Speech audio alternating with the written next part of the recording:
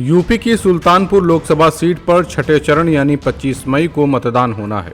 भाजपा के टिकट पर यहां से पूर्व केंद्रीय मंत्री मेनका गांधी चुनाव लड़ रही हैं, इसलिए सीट पर सबकी नजर है। गठबंधन की ओर से यहां से राम भुवाल निषाद को चुनावी मैदान में उतारा गया है, लेकिन गांधी परिवार के सदस्य होने के नाते चर्चा सबसे ज्यादा मेनका गांधी की है। मां के प्रचार के लिए वरुण गांधी भी सुल्तानपुर में डटे हुए हैं। ऐसे में छठे चरण के होने वाले मतदान को लेकर सुल्तानपुर लोकसभा सीट सबसे ज्यादा चर्चा में है।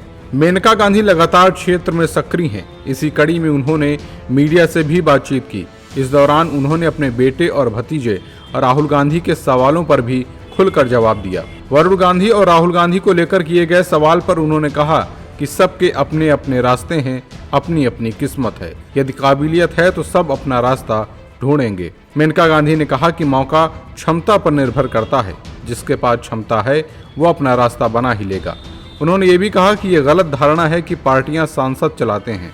भाजपा को करोड़ों कार्यकर्ता चलाते हैं, सांसद तो सिर्फ 200, 300 या फिर 400 ही हैं। साथ ही वरुण गांधी और राहुल गांधी के बारे में पूछे जाने पर उन्होंने कहा कि हर किसी की अपनी राह, अपनी किस्मत होती है। मैं कभी भी किसी की क्षमता के बारे में नहीं बोलती हूँ।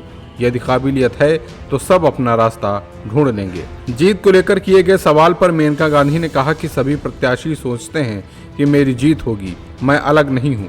वहीं अब की बार पीलीभीत से वरुण गांधी का टिकट कटने पर उन्होंने कहा कि जो हो गया सो हो गया।